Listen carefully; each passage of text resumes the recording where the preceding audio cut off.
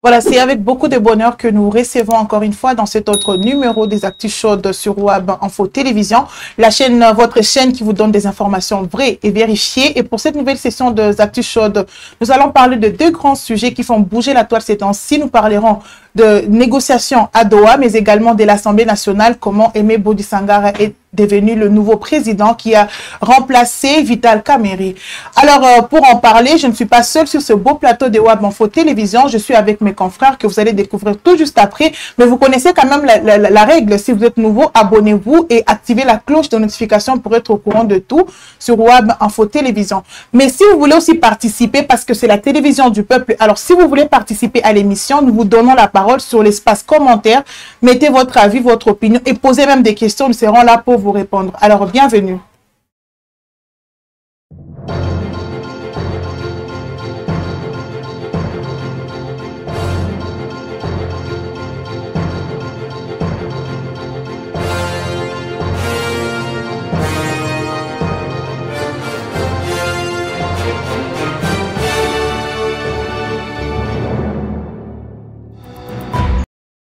Et voilà, comme j'étais en train de le dire au début, je ne suis pas seule sur ces beaux plateaux des Web Info Télévision. Je suis avec mes confrères. Alors, Gaëtan Kombi, vous allez bien?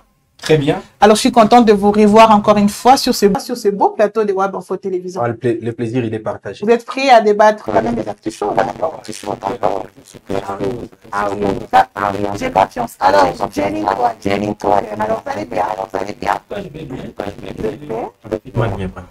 Là, c'est bon. Alors, avant d'entrer dans les vifs du sujet, aujourd'hui, comme je l'ai dit au début, nous allons parler de deux grands sujets. Revenons un peu en arrière par rapport à la victoire de Léopard d'hier. Voilà, je vais débattre avec ça avec Gaëtan. Alors, parle-nous un peu du match d'hier. Qu'est-ce que tu as des commentaires à donner par rapport à cela? Justement, je ne peux pas manquer de commentaires parce que c'est un match quand même très intéressant pour la République démocratique du Congo qui venait de 27 ans sans battre le Cameroun. Le Cameroun qui s'était déjà constitué un véritable bête noire pour la RDC. Ça faisait 27 ans que la RDC n'avait pas gagné, mais il a encore fallu attendre jusqu'à la 92e minute pour voir la RDC débloquer finalement son compteur dans ces matchs un peu serrés, opérés aussi grâce à Chancel Mbemba qui a marqué un but magnifique pour son 100e match en sélection.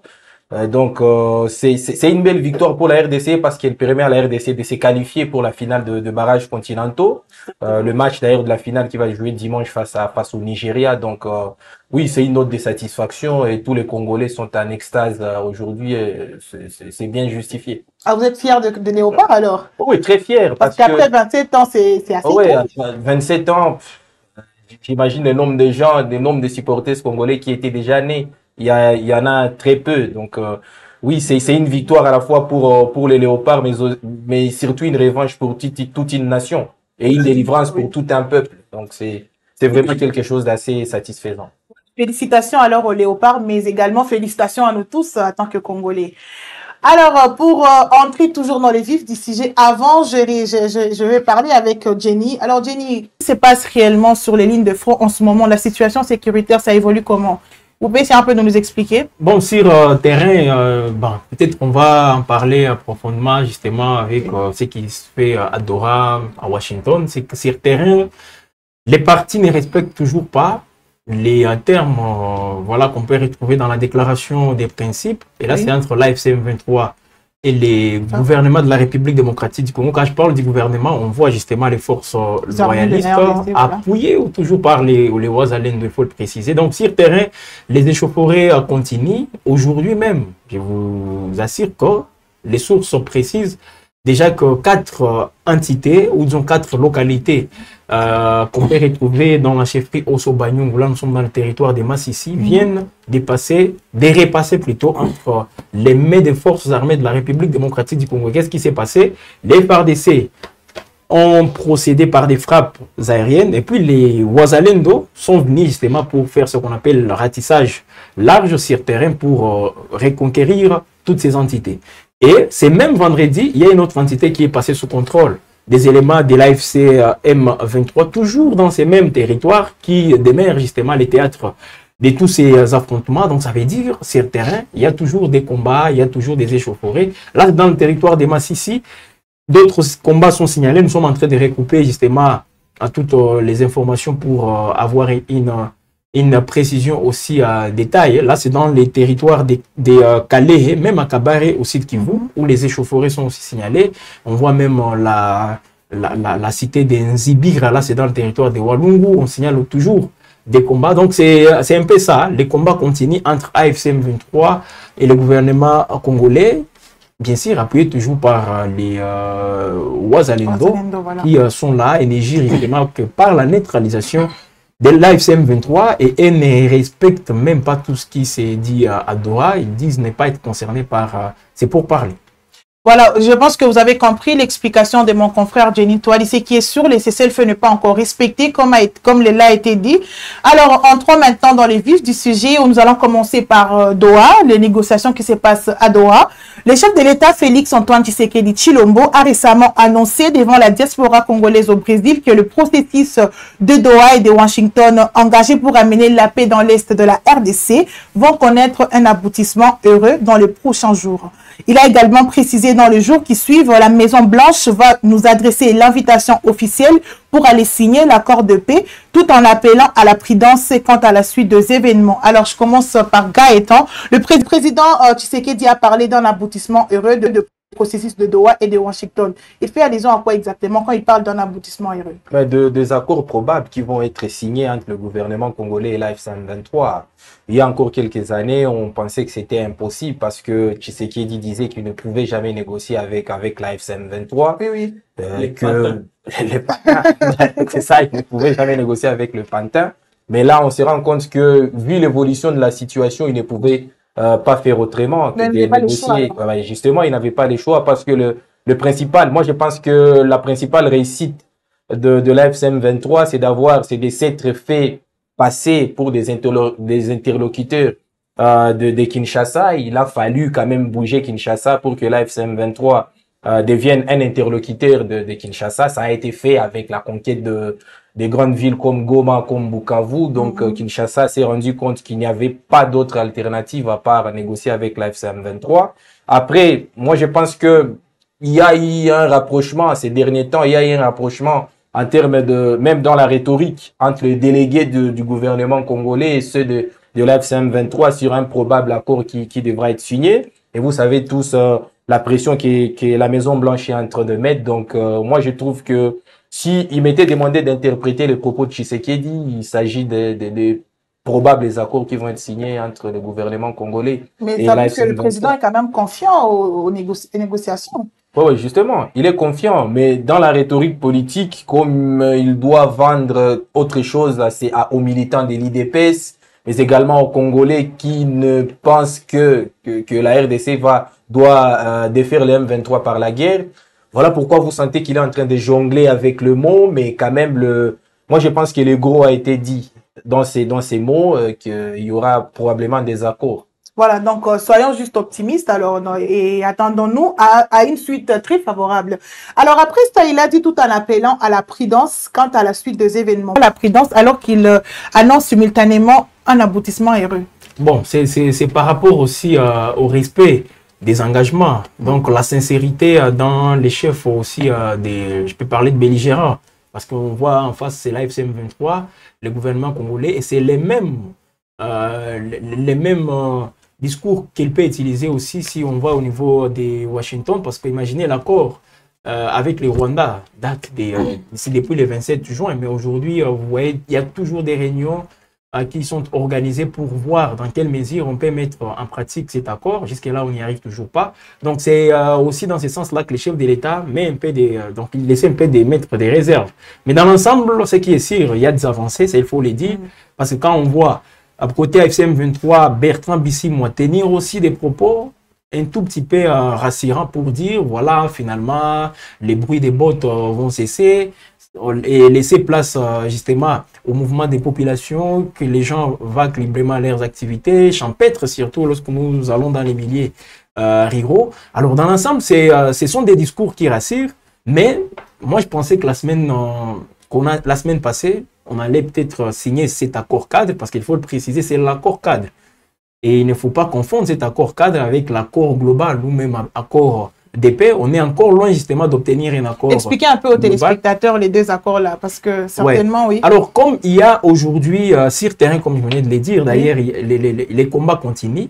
Dans l'accord, avec l'accord cadre, ça va permettre tout d'abord de fixer certains préalables. Parmi les préalables, on voit les cessez-le-feu. Donc, il y a cessation des hostilités sur terrain. Là, c'est dans l'accord cadre. L'accord de paix, ça sera maintenant les engagements définitifs. Alors, pour parvenir à tous ces engagements, on doit d'abord se rassurer que les préalables sont déjà aussi bien résolus. Et parmi ces préalables, on a aussi la question des échanges des prisonniers. Jusque-là, les CICR avaient été associés pour jouer le rôle d'intermédiaire, mais vous constatez justement que les CICR, on ne donne pas à cette organisation les travail. L'AFC M23 et le gouvernement congolais n'ont pas encore trouvé un vrai compromis pour justement passer directement, disons, à ces... pour aussi trouver trouver une solution par rapport à ces préalables. Donc, c'est dans ce sens-là que les médiateurs, mais également toujours avec le soutien des États-Unis, essaient un peu de convaincre toutes les parties, donc l'AFC M23 et le gouvernement congolais, de passer d'abord par un accord cadre et tout va bien justement jusque-là. Il n'y a pas beaucoup de couacs. Et surtout, un autre point qui fâche jusque-là, et ce point va aussi fera partie, bien sûr, de l'accord cadre, c'est la restauration de l'autorité de l'État. Là, il y avait beaucoup d'interprétations de part et d'autre. L'AFC M23 qui disait que la restauration de l'autorité de l'État passe par une collaboration directe entre AFC M23 et le gouvernement de la République démocratique du Congo. Donc, les deux forces vont travailler ensemble. Qui dit travailler ensemble, donc ils seront obligés de gérer même les zones aujourd'hui occupées par l'AFC M23. Et là, le gouvernement congolais a été catégorique en disant non, nous voulons retirez-vous d'abord et puis ces points, on va l'aborder après. L'AFC M23 a été catégorique pour ne pas répéter les erreurs de 2012, 2012-2013 avec Joseph Kabila, comme vous le savez, en se retirant de la ville de Goma de 20 km. Et après, c'était les opérations avec le feu Mamadou et le général Baouma Mbamba. Donc, c'est dans ce sens-là que l'AFC M23 insiste en disant que non, on discute tout d'abord et puis le reste viendra après. Donc, c'est parmi les points qui bloquent toujours, mais les partis SMP a de trouver des compromis parce qu'aujourd'hui, on évoque la question, ça va aller de manière transitoire. Donc, on ne va pas signer aujourd'hui et tout d'un coup, qu'on voit les autorités de l'AFC M23 et celles de Kinshasa travailler ensemble. Donc, on va y aller mollo, petit à petit. Il y a des étapes aussi à parcourir. Donc, c'est un peu ça. Mais les deux parties sont sur les points, en tout cas, de signer un accord cadre. Ça peut tomber même demain, pourquoi pas en début de la semaine prochaine. Donc, à tout moment, parce qu'on a dit que le mois de décembre sera un mois décisif quand même. Donc, non seulement le mois de décembre, même le mois de novembre. D'ici la fin du mois. On disait déjà ça de novembre. Oui, novembre avec les 13, mi-novembre. Mi-novembre, il y allait y avoir une signature à les discours qu'il y a. Et pour compléter, si vous le permettez, Jenny, moi je trouve qu'il y a plus d'avancées que des reculs dans les interactions entre l'AFC M23 et le gouvernement congolais. Oui, bien sûr, certains peuvent nier ça, mais il y a quand même certaines évidences. Parce qu'au début, ce qui faisait qu'un accord était encore impossible à imaginer, c'est le fait que les deux parties mettaient un peu la barre très haute dans leurs revendications. D'une part, Kinshasa qui réclamait, disons, qui fixait comme préalable le retrait du M23. On sait qu'au stade où on en est, c'est impossible, c'est quasiment impossible vu toutes les terres que l'AFC M23 contrôle aujourd'hui. Et d'un autre côté, l'AFC M23 qui disait qu'il ne pouvait jamais négocier avec le régime de Tshisekedi. Donc, il fallait d'abord la démission de Tshisekedi. Donc, vous voyez que de part et d'autre, il y avait des revendications qui étaient un peu extrêmes, ce qui bloquait un peu les avancées dans les négociations. Mais aujourd'hui, on se rend compte que eux, dans la rhétorique de l'AFC M23 via Bertrand Bissimois, qui a dit que finalement, on s'est rapproché beaucoup plus du bout du tunnel. Et de l'autre part, Tshisekedi qui a annoncé, c'est ça. Donc, d'autre part, Tshisekedi qui a annoncé que l'accord est imminent. Donc, vous vous rendez compte qu'aujourd'hui, enfin, on peut espérer qu'un accord peut arriver. Mais quand même, on peut parler, on a beau attendre des discours par-ci, par-là, mais est-ce qu'on peut réellement parler d'un accord de paix ou soit de la paix alors qu'il y a encore des combats sur le terrain, Jenny? Et puis, dans tes propos, tu as souligné quelque part qu'il y aura des préalables, même si on peut signer, oui, ça ne va pas juste se passer comme ça. Et parmi ces préalables, certainement, il y a le cessez-le-feu. Tout à fait, voilà. Mais ce n'est pas c'est pour cela qu'on passe d'abord à un accord cadre. C'est aussi ça. L'accord cadre va justement prendre en compte tous ces préalables. Et là, je pense que le médiateur sera, bon, pas très rigoureux, mais il sera très regardant avec tout ce qui se passe sur le terrain. Et vous ne soyez pas surpris de voir certaines missions aussi se déployer dans toutes les zones, même contrôlées par l'AFC M23, pour se rassurer de l'effectivité, justement, de ces cessez-les-feux. Parce que ce n'est pas la première fois qu'on conclut un cessez-les-feux, et malheureusement, toujours pas respecté. Et là, je l'ai dit de part et d'autre, parce qu'il y a des fois où le gouvernement congolais aussi attaque les positions de l'AFC M23. L'AFC M23 fait pareil pour dire que nous défendons les populations aujourd'hui qui sont la cible, qui sont plutôt, disons, les cibles des attaques gouvernementales. Alors, dans l'ensemble, vous voyez que le cessez-le-feu est toujours violé, mais avec ce qui se passe à Doha, on peut dire qu'il y a des avancées. Parce que si on peut voir là où ces négociations, les débuts de ces négociations, là où on en est aujourd'hui, je crois qu'il y a des avancées. Les discours commencent petit à petit à changer. Moi-même, j'étais surpris, rappelez-vous, de ces communiqués, bon, en quelque sorte conjoints, bien que signés de manière séparée. Le gouvernement congolais qui signe son communiqué, l'AFC M23, et c'est les mêmes contenus du communiqué. Ça veut dire que les partis essaient un peu d'avancer. Même les discours, aujourd'hui, sur les chaînes des radios, des télévisions, les médias, on sent quand même qu'il y a un changement même des rhétoriques. Mouyaya. Est-ce que vous le voyez encore utiliser les termes, les terroristes, tout ça, parce qu'on discute avec ces gens-là. Donc, c'est là j'ai rejoint en tout cas Gaëtan quand il dit que c'est parmi, pour l'AFC M23, que cela fasse plaisir disons, aux gens qui nous suivent, ou peut-être qu'ils ne prennent pas avec beaucoup de considération, mais aujourd'hui, l'AFC M23, on doit le dire, a pris une certaine dimension, et en quelque sorte, c'est une victoire pour l'AFC M23. De discuter en tête à tête, frontalement avec le gouvernement congolais, ça veut dire qu'ils ont quand même pris une certaine dimension, et voilà pourquoi aujourd'hui, partout, vous voyez les délégués de l'AFC M23 sillonner le monde. Bertrand Bisimon ne pouvait pas se déplacer facilement, mais aujourd'hui, comme il est fait à Doha, ça veut dire qu'il a toutes les assurances possibles. Et un autre aspect, parce que moi, depuis l'expérience que j'ai de toutes les guerres que j'essaie un peu d'étudier, d'analyser de par le monde, je n'ai jamais vu dans une seule guerre le cessez-le-feu être respecté intégralement. Il y a toujours des violations. Et pourquoi il y a ces violations-là? C'est qu'à l'approche des pourparlers, à l'approche des dialogues, chaque belligérant veut se présenter en position de force. Donc, comme il y aura de négociations et qu'il faudrait que l'on ait beaucoup plus d'avantages que l'adversaire, il faut qu'on se présente en position de force. Et c'est là que je trouve la raison de ces interminables violations des cessez-le-feu, c'est-à-dire entre les deux belligérants, chacun veut se présenter au dialogue en position de force. Voilà, je pense que vous avez essayé un peu d'expliquer cela, mais bon.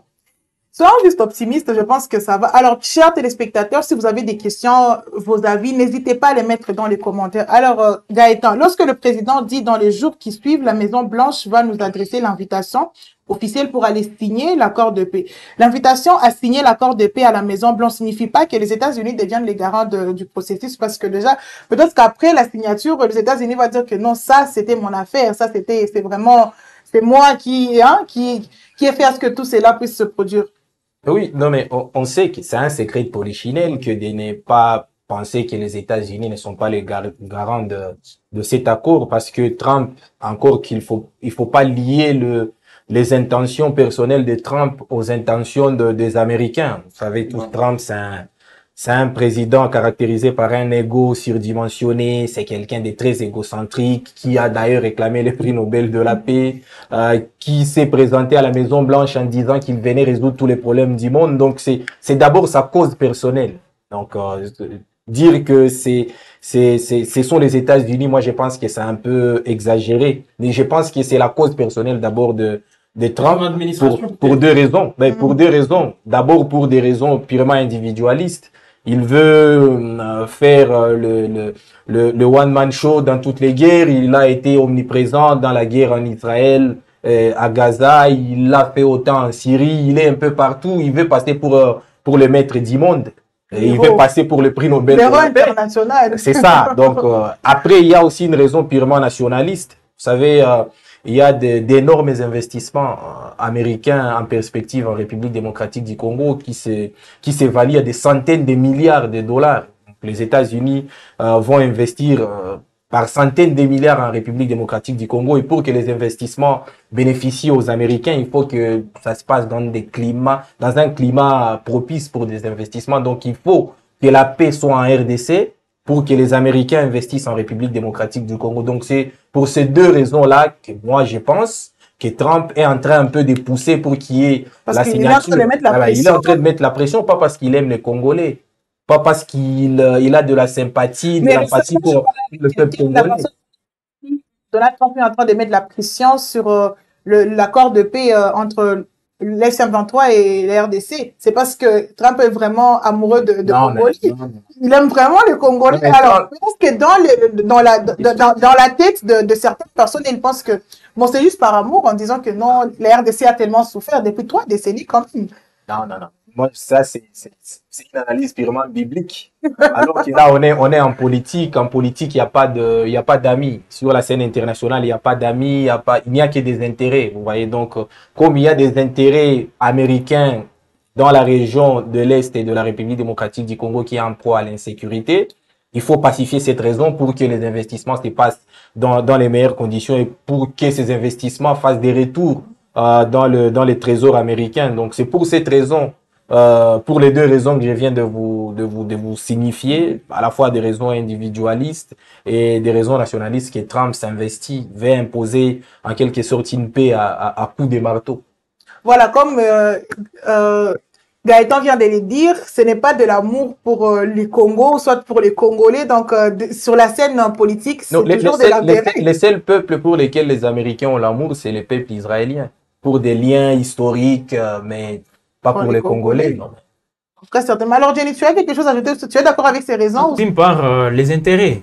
Trump, tout comme les Qatar. Le Qatar a aussi des investissements, ne vous en faites pas, au Rwanda, et compte aussi le faire en République démocratique du Congo. Donc, le fait de voir les Qataris mobilisés, ils sont vraiment investis. C'est pas un fait de hasard. Alors, pour la République démocratique du Congo, on peut aussi en profiter justement pour obtenir cette paix. Alors, est-ce qu'elle sera aussi durable? Parce que de la manière, la façon avec laquelle les négociations sont en train d'être menées, je crois qu'on peut toujours évoquer les causes profondes, parce que ça ne va pas se terminer à Doha. Ne vous en faites pas. Même dans l'accord qui sera signé, on va renvoyer toutes les parties aussi à un dialogue. Alors, on ne sait pas si ce dialogue prendra quelle forme, si c'est avec le format SCC5 ou quel format, mais on va renvoyer les deux parties encore à un dialogue pour continuer toujours à aborder les causes profondes, surtout comme on parle de vivre ensemble, toutes ces histoires, parce que c'est aussi la dimension que la guerre a SMP aussi d'avoir directement depuis cette résurgence de l'AFCM23, parce que c'est la deuxième fois qu'on parle de l'AFCM23 depuis 2012. Donc dans l'ensemble, c'est un peu ça. Ce n'est pas une question d'amour comme c'est qui là, oui, il y a un collègue à moi. Donc son collègue là. Oui. Il faut revenir envers lui. Peut-être s'il est en train de nous suivre, qu'il sache que ce n'est pas une question d'amour, ce sont des intérêts. Trump va les faire parce qu'il y a des investissements. Et ça avait commencé d'abord avec Joe Biden. L'histoire là du corridor de Lobito, l'Angola, la Zambie, la République démocratique du Congo, ça commence par là, mais également la province d'Ilualaba. Donc, les Américains veulent investir, veulent donc revenir faire des affaires au Congo parce que les Chinois ont en tout cas régné. Il faut quand même que les Américains prennent les décisions au Congo. Mais récemment, il y avait aussi la France qui est aussi investie dans l'affaire, mais je n'entends plus parler de la France. La France, moi, je la vois beaucoup. Emmanuel Macron, il a disparu. En tout cas, elle est en perte de vitesse, si vous voyez. Rappelez-vous de la récente conférence à Paris. Voilà, donc, justement, du point de vue diplomatique. Il est en train de s'investir dans l'affaire pour redresser son pays. Je l'avais dit ici, les Qatar, aujourd'hui, diplomatiquement, pèsent que la France. Oui. Parce que la France, dans tout ce qui s'est fait, entre la RDC et le Rwanda, tout comme l'AFC M23. L'AFC M23 et le gouvernement congolais. Qu'est-ce que la France fait? Elle est là juste pour observer. Au même titre que le Togo, tous ces parce pays-là. que le Togo aussi... Que vaut aujourd'hui la parole de la France? La parole de la France. Vous-même, vous avez suivi. La France qui parle de l'aéroport de Goma. L'aéroport de Goma. C'est pas que ça. Mais même avant, lorsque le M23 était encore vers Kavumu, Macron avait déclaré dans la soirée avoir instruit au M23 de ne pas investir la ville de Bukavu, mais le matin, le M23 n'avait pas respecté la parole. Donc aujourd'hui, la parole de la France ne vaut rien. Je ne sais pas si c'est Macron qui est en train de mettre la France en faillite, mais quand même, du point de vue diplomatique, la France ne pèse pas. Ça ne sert plus à rien. Mais il y a aussi un pays africain qui intervient aussi, il y a les Togo. Bon, c'est au même titre. Ils sont juste des observateurs alors. Bon, c'est un rôle purement protocolaire avec les Togo. Tout ce que les Togo peuvent faire, les Togo ne peuvent pas prendre une décision, justement. Mais c'est juste être là pour les codes de l'Union africaine. Qu'on sache, oui, ce sont les Africains, les bons offices, juste ça. Mais pour les restes, vous voyez, Nyastingbe pesait aussi dans ces conflits. Kagame, écoutez, Nyasingbe, même Tshisekedi, ne le fera pas. Là où le président angolais, Lorenzo a échoué, vous voyez, Nyasingbe a réussi. Donc c'est juste protocolaire. Voilà, ils sont juste de faire des démarches, voilà, juste pour ils sont en train d'observer uniquement. Alors, nous sommes en train de chuter vers le deuxième sujet de notre émission. Mais avant, nous allons lire Yachadra Kabo qui dit « Bonsoir madame, je vous suis depuis la ville de Lubumbashi. » Alors, merci beaucoup de nous suivre. Encore, il a posé une question. Il a dit « Bon, c'est pas une question. Les seuls moyens de nous respecter, il faut que les armes parlent. Nous négocions avec l'FC23 juste pour gagner les temps des séries organisées. » T'en dis quoi par rapport à ce commentaire? Mais il faut que les armes parlent, oui. Pour ceux qui ne connaissent pas la réalité de cette guerre, ceux qui la vivent à des kilomètres, à des milliers de kilomètres, vous savez, il y a qui avait dit qu'il n'y avait pas de guerre c'est à beaucoup de kilomètres. Mais moi, j'ai toujours postulé qu'il y a trois hypothèses ou deux. Lorsque vous êtes en position de force, vous écrasez. Lorsque vous êtes en position de faiblesse, vous négociez. Et lorsque vous êtes en position de force, vous écrasez. Lorsque vous êtes en position de faiblesse, vous négociez. Donc là, nous sommes en position de faiblesse. Je suis désolé, mais nous n'avons pas d'armée.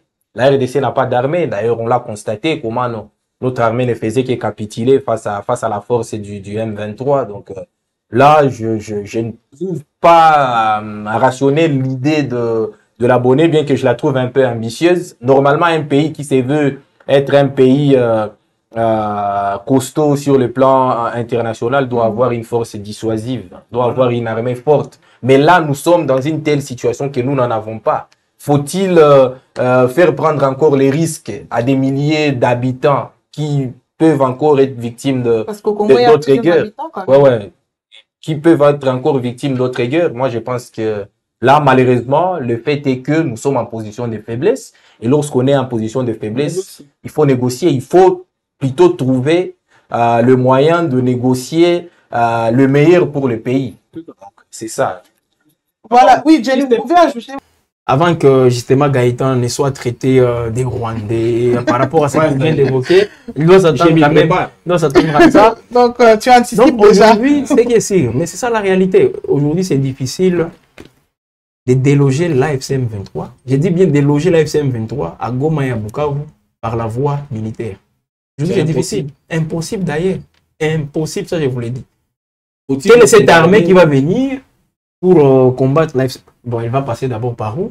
Revenons même en février. J'ai entendu les gens, un député dire à Kinshasa, non, aujourd'hui le gouvernement congolais contrôle non seulement payer pour ça, mais il doit défendre les Ouazalendo pour avoir quelque chose. Ouais, c'est son fonds politique. Voilà, c'est son fonds politique. C'est un peu ça. Alors, aujourd'hui à Goma, je ne vois pas cette armée, même avec la force aérienne, pour bombarder, mais c'est la population qu'on sera en train d'exterminer malheureusement. Donc on ne peut pas souhaiter à ce que ça se déroule dans ce sens-là, mais plutôt, voilà pourquoi nous insistons sur l'aspect diplomatique. Et là, il faut utiliser toutes les stratégies possibles pour obtenir d'abord cet accalmie. Et après, je crois que ça sera continuel.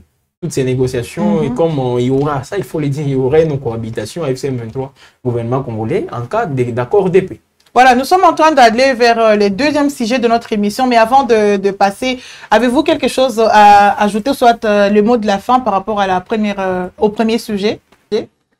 Le mot de la fin, c'est quoi? Lorsque on n'a pas d'armée, forcément, on se plie au plus fort, à la logique du plus fort. Et là, nous sommes vraiment dans cette logique-là.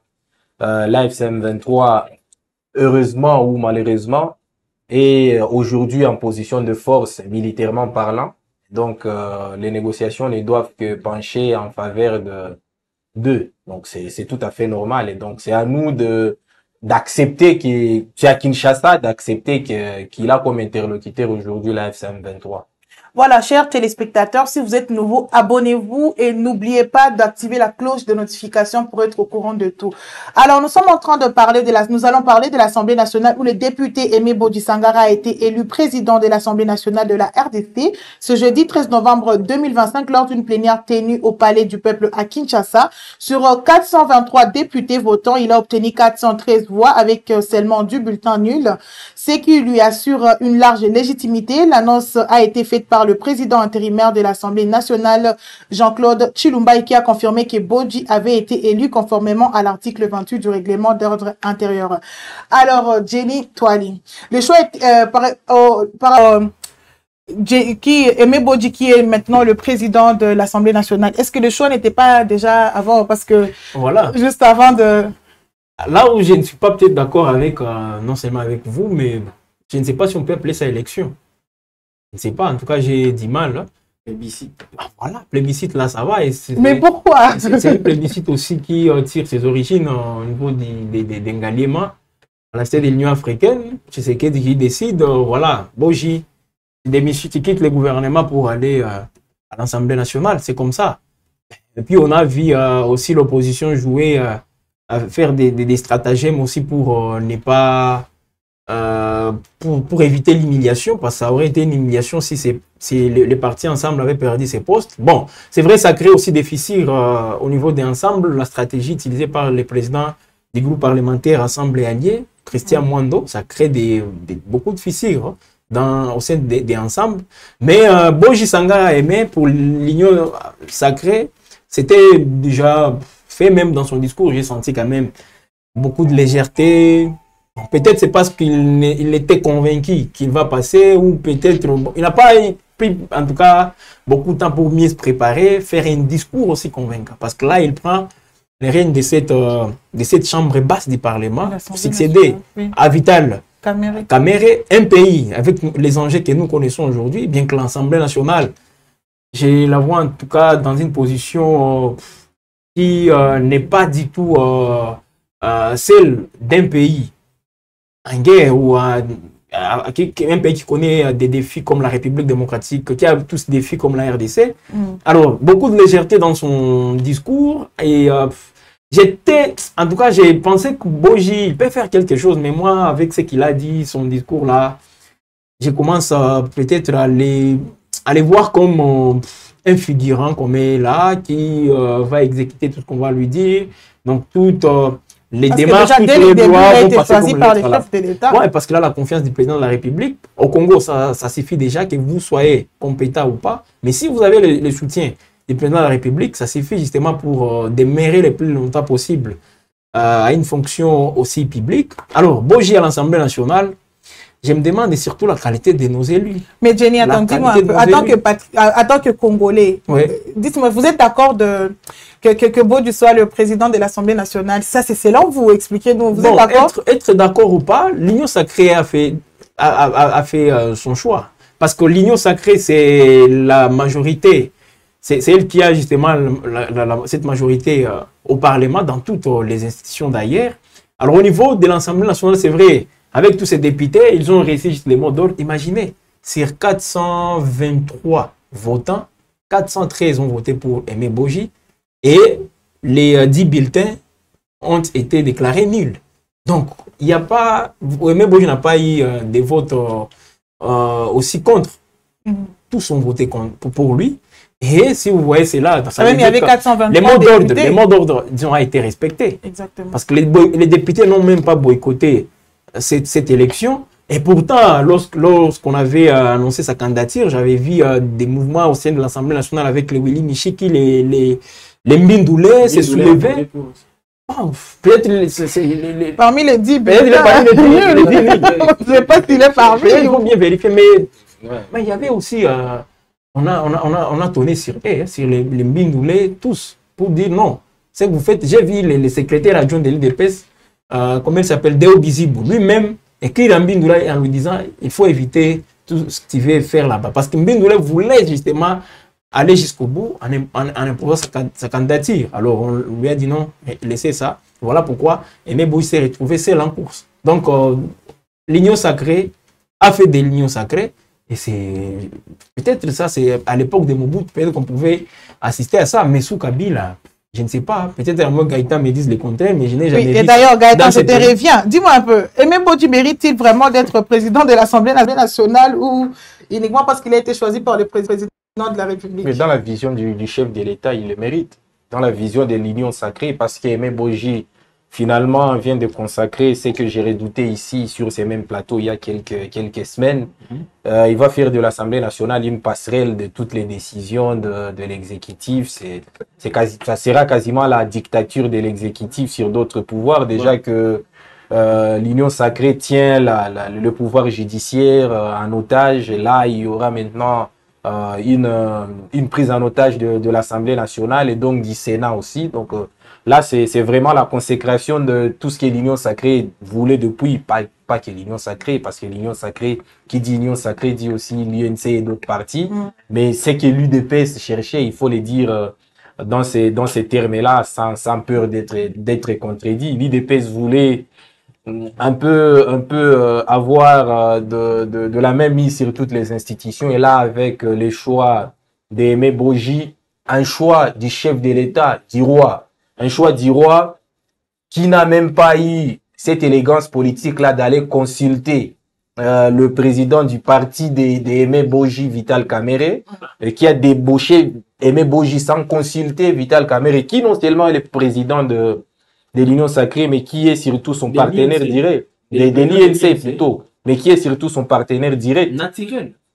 Naturel. Grâce aux efforts duquel il a accédé à la magistrature suprême. Donc, ce manque d'élégance politique dénote à la fois la mauvaise foi de l'IDPS vis-à-vis de son partenaire naturel, mais également son intention de prendre en otage toutes les institutions et donc de faire passer tout ce qu'il veut. Alors, donc, vous pensez que quand même l'Assemblée nationale est entre de bonnes mains? Selon la vision du chef de l'État, oui. Si on s'inscrit dans la vision de l'IMT et du chef de l'État, dans la vision de l'IDPS, oui, entre de bonnes mains, parce qu'à cette heure, il y a ça fête partout. Ouais. Mais pour l'intérêt du peuple congolais, j'avais dit ici que non seulement je ne voyais pas en Aimé Boji un bon parlementaire, parce qu'il l'a jamais été, c'est quelqu'un qui a toujours été dans l'exécutif, donc il n'a pas de compétences parlementaires avérées. Ça, c'est un. Il n'a pas la carrière politique parlementaire de Vital Kamerhe. Une carrière politique même convaincante. Convaincante. C'est quelqu'un qui s'est toujours effacé dans le gouvernement, qui fait moins de bruit, qui fait moins de réformes. Donc, vous sentez que c'est quelqu'un qui est plutôt favorable à l'IDPS comme passerelle pour tout ce qui décidera l'IDPS. Mais en tout cas, je trouve que pour l'intérêt du peuple congolais, je ne trouve pas en Aimé Boji quelqu'un d'assez intéressant. Jenny, tu es d'accord avec... Bon, c'est Dimboso. C'est ça. Voilà. Donc, on essaie un peu de rajeunir Christophe. Ouais, mais quelqu'un qui est là, physiquement, il tient debout. Il est en forme. Il est costaud quand même. Aussi sobre. Parce que moi, je ne maîtrise même pas sa voix. Bon, imaginez, je ne maîtrise pas sa voix. Ça veut dire qu'il s'exprime aussi rarement. Mais bon, voyons voir. Hein. Mais en tout cas, l'Assemblée nationale, ça, c'est les hauts niveaux. Et je vois en tout cas, on est en train encore, comme ça se fait aujourd'hui avec la présidence, on est en train de désacraliser cette institution-là. C'est ça, malheureusement. Mais voilà, Aimé Boji n'est pas quand même seul. Il y a aussi Clotilde Moutita qui a été élue reporter adjointe du bureau de l'Assemblée nationale. Elle, quand même, vous avez confiance en elle, Gaëtan. D'ensemble. Oui, ensemble, bon, la République de Moïse Mwando Katumbi. ne voulait pas. Moi, je ne sais pas les intentions de Mwando, mais est-ce qu'il le voulait, est-ce qu'il commence à s'inféoder aussi à l'union sacrée, ou est-ce qu'il voulait juste éviter la politique de la chaise vide? Moi, je ne sais pas, mais j'ai été quand même surpris, tout comme vous d'ailleurs, parce que vous y êtes revenu. J'ai été surpris par le courbette qu'il est allé faire à l'UDPS pour que la dame soit élue. Encore que, bon, en fait, je ne la connais pas, elle vient presque de nulle part, je ne connais pas son précédent politique, je ne connais pas tracé sa carrière politique, je ne sais pas qui elle était avant pour qu'elle devienne rapporteure à l'Assemblée nationale, donc je n'ai pas assez de mots à placer. J'avais quand même une question. Moutita, la dame Moutita, elle fait partie du parti politique de Moïse Katumbi. Moïse Katumbi, c'est un opposant. Ouais. Alors, est-ce que c'est un poste qui revient à l'opposition. Ça revient à l'opposition parlementaire. Ah oui, je pense que vous avez compris, parce qu'il y a quelqu'un qui a mis un commentaire, alors là... Oui, c'est important, parce que, bon, Clotilde, moi aussi, comme Gaëtan, je n'ai pas une idée claire sur elle. Peut-être le seul critère qui a concouru peut-être en sa faveur, c'est le fait d'être katangaise. Ça fait partie. Elle a remplacé aussi une femme. Une femme katangaise aussi. Du point de vue du parce que on a, nous venons de l'apprendre, que, comment elle s'appelle, Inamanzi, Dominique Munongo, la dame qui était là, c'est une tante, Moïse Katumbi. Dominique Inamanzi, qui a démissionné dans la foulée comme avec Vital Kamerhe. Et là, Christian Mwando voulait justement que Kin Katangaise soit là. Alors voilà pourquoi il a justement insisté pour que Clotilde soit là. Et ça a créé même des remous au sein du parti Ensemble. Il y a d'autres, malheureusement aujourd'hui, qui ne sont plus inscrits pour le compte du groupe parlementaire Ensemble et alliés, les Rachan, l'ancienne journaliste là à Kinshasa, Christelle Vouanga. Donc, mais comme ça revenait ensemble, et moi, on doit tout faire pour les comptes d'ensemble, ça soit justement Clotilde Moutita. Voilà pourquoi elle est passée, mais je ne connais pas justement, n'ai pas une idée aussi claire sur elle, tout comme bon, on connaissait quand même Boji parce que le ministre, oui, tout ça, mais Clotilde, on va aussi l'observer et voir ce qu'elle va faire. Malheureusement, elle est là comme questeur adjointe. Vous voyez? C'est vrai, elle a ses attributions, mais elle sera toujours aussi, c'est le titulaire qui sera beaucoup plus, qu'on va voir justement à l'œuvre, en lieu et place de l'adjointe. Voilà, nous sommes en train de chuter vers la fin de cette émission, mais nous allons essayer un peu de lire quelques commentaires. Il y a Shadrach Kabwe qui dit « Nous voulons le président de l'Assemblée qui sera capable de changer la Constitution pour soutenir la vision du chef de l'État. » Il doit être délimité. Shadrach Kabwe de Lubumbashi. Oui, voilà, de Lubumbashi. Il est là depuis le début quand même. Oui, il est là. Il est là. C'est un fervent téléspectateur de moi-même. Oui, voilà. Oui, lorsqu'il dit de soutenir la vision du chef de l'État. Alors, avez-vous quelque chose à dire par rapport à son point de vue? C'est Congolais qui soutiennent le changement de la Constitution. Comme quoi, tout le monde... On peut se poser qu'est-ce qu'ils vont gagner si on change la Constitution. Des cher peuple congolais, qu'on réfléchisse quand même. Mais j'ai l'impression qu'il n'est pas d'accord qu'Aimé Bodji soit président parce que ce qui est sûr, Aimé Bodji est devenu le président de l'Assemblée nationale. Il dit, nous voulons le président de l'Assemblée nationale qui sera capable. Donc... Oui, c'est Aimé Bodji. Il a le président parfait pour ces projets-là. Il aurait reçu même des instructions. Oui, parce que donc le choix d'Aimé Bodji n'est pas aussi facile. On connaît tous la position de Kamerhe par rapport à ce débat-là de changement de la Constitution. C'est quelqu'un qui était vraiment contre et qui était prêt avec véhémence à s'y opposer. Qui est prêt à s'y opposer. On peut s'attendre qu'il n'était pas d'accord. Ah oui. Comme vous étiez en train de le dire, on va juste observer. Peut-être que ça va changer pour cette fois. Vu la réputation que l'Assemblée nationale avait les années passées ou soit d'autres fois. Peut-être que cette année, ça va changer. À part un débat qui tenait encore une fois de l'ampleur, mais l'Assemblée nationale a perdu ses lettres de noblesse dans ces pays. Et c'est lié au fait que les élus sont de moins en moins de bonne qualité. Ou moi, je ne sais pas. Quand les traitements qui les réservé avec tout ce qu'on voit, les palissades, je ne sais pas, ils peuvent faire des bruits, obtenir des avantages aussi qui ne cadrent même pas Donc avec la loi. l'exécutif le pourront. Voilà, c'est en tout cas quelqu'un, avec ce que fait l'exécutif, ils sont tous emportés par justement toutes ces faveurs, bien sûr, venant de l'exécutif. Donc aujourd'hui, sous Félix Tshisekedi, je dois le dire, l'Assemblée nationale a perdu ses lettres de noblesse. Non, en essayant un peu de comparer. Cameroun essaie d'amener les débats, de ramener les débats, mais vous sentez aussi de la blague dans les chefs des députés. Quelqu'un qui vient pour traiter de matières aussi sensibles, comme la situation sécuritaire dans l'Est du pays. Mais il faut voir, disons, sa façon même de traiter ces dossiers-là. Imaginez, je l'avais dit ici, et voilà, le jour avance, bientôt là, on va signer un accord cadre. Est-ce que vous savez que l'accord de Washington, signé avec les Rwandais, jusque-là, n'est pas encore, même, n'est pas encore examiné au niveau de l'Assemblée nationale? Jusque-là, au niveau de l'Assemblée nationale, on n'a pas encore abordé cet accord à Washington. Au Rwanda, ils ont déjà ratifié cet accord. Au Rwanda. Mais chez nous, on prend tout comme étant de la blague. À la légère. Ouais. Et pourtant, Trump met la pression pour que les Rwandais et la RDC, les deux présidents, entérinent cet accord. Et puis, chez nous, on est dans d'autres histoires. C'est pitoyable. Hein. En tout cas, bon, observons juste peut-être que ça va changer pour cette fois. Surtout, il y en a des députés qui arrivent à la plénière en état d'ébriété. Ébriété, ivre. Ben, c'est déjà arrivé, oui. Bien, oui, c'est déjà arrivé. Nous sommes dans une session essentiellement budgétaire. Mais les députés n'ont jamais abordé les débats sur la situation sécuritaire dans les pays. Depuis la rentrée parlementaire de septembre. Il y a un député qui avait voulu en parler, on avait TP. Voilà. Aucune intervention, même aucune séance dans laquelle on a vu ces débats être aussi, qu'on le mette justement à l'ordre du jour. Je me demande, on est dans quel pays finalement? On est dans quel pays? Donc aujourd'hui, comme Goma est occupé par une autre force, on ne peut plus en parler.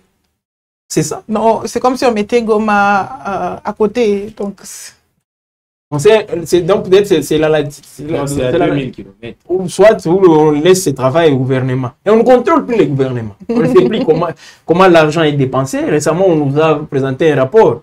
C'était combien encore?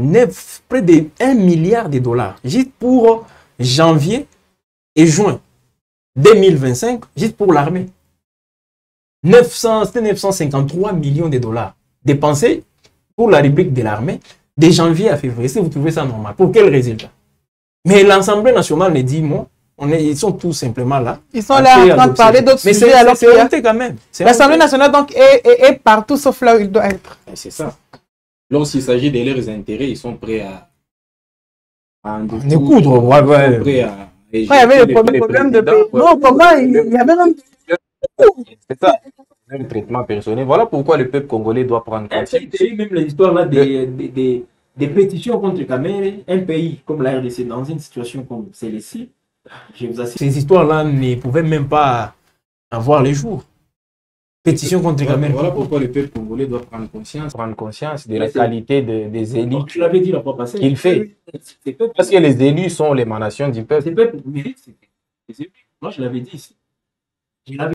Ces peuples, aujourd'hui, les peuples congolais, méritent ces élus. En tout cas, alors, il est temps pour nous de prendre conscience alors. On doit prendre conscience de ce qui se passe. Alors, Gaëtan, qu'avez-vous à dire pour la fin? Les Congolais doivent prendre conscience. Ils doivent prendre conscience. Non mais... Arrivera... Moi, je ne comprends pas comment. Et voilà pourquoi je vote de moins en moins, mais c'est quand même très difficile. Lorsque vous envoyez quelqu'un, ça décourage parce que dans ma perspective, je suis en train malheureusement de projeter une situation selon laquelle arrivera un moment où personne n'ira voter avec toutes ces déceptions. Déjà que le taux d'abstention est au plafond. Aujourd'hui, il y a de moins en moins de gens qui votent. Un président qui est élu avec combien de voix? 8 millions de voix ou 4 millions de voix sur 120 millions d'habitants. Vous vous rendez compte que déjà, il n'est pas légitime. Au-delà du fait qu'ils savent aussi tricher. Donc, il n'est pas légitime, il n'est pas légal. Il dirige. Je trouve ça assez problématique et c'est toute la politique qui perd malheureusement en réputation parce que tout le monde aujourd'hui dit « Ah, en politique, il n'y a que des voleurs ». On dirait que la politique a une très mauvaise réputation. C'est ça. Aujourd'hui, on dirait que la politique ne pond que des voleurs. Mais on voit que ailleurs, lorsqu'il y a un ça ne va pas, la population se soulève. Se mobilise. Se mobilise. Mais en RDC, on ne sait pas quoi ça. À Madagascar, mais le prix du pain au Soudan. Voilà. Un président avait été éjecté du Soudan parce que le prix du pain avait flanché, avait été à la hausse. Donc, si le peuple congolais déjà ne sait pas, ne serait-ce que prendre conscience de la qualité des dirigeants ou de la mafia qui les dirige, c'est déjà un problème. Tout à fait. Voilà, Jenny, pour la fin, vous avez un petit mot à placer, à dire à nos téléspectateurs de WAB Info Télévision, nos fidèles téléspectateurs comme Shadrach, par exemple. Nos fidèles, heureusement, vous l'avez dit, qu'ils puissent justement s'abonner et surtout activer la cloche de notification. Vous l'avez dit, c'est très important. Alors, j'ai dit merci à tous ces téléspectateurs qui nous ont suivis et surtout qui ont aussi participé activement à l'émission. Ça me fait toujours du bien de voir qu'il y a cette interactivité. Voilà, c'est toujours bien. Alors, pour les pays, on observe. Moi, en tout cas, j'observe seulement. Ce pays a des réalités qu'on ne peut pas trouver ailleurs. C'est un pays à part.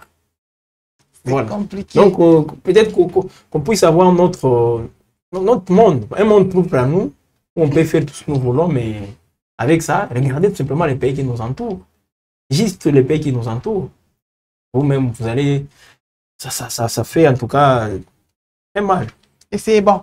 Je pense que nous allons prendre conscience, chers Congolais, prenons conscience parce que ce qui se passe n'est pas du tout normal. Et je pense que dans les jours à venir, ça va aller. Comme Jenny l'a dit, abonnez-vous si vous êtes nouveau, mais surtout activez la cloche de notification pour être au courant de tout sur WAB Info Télévision. Et toujours, ça nous fait toujours un grand plaisir de savoir que vous nous choisissez pour vous informer, comme nous sommes votre chaîne préférée qui vous donne des informations vraies et vérifiées. Voilà, mesdames et messieurs, bonne soirée et prenez soin de vous. Et à très bientôt.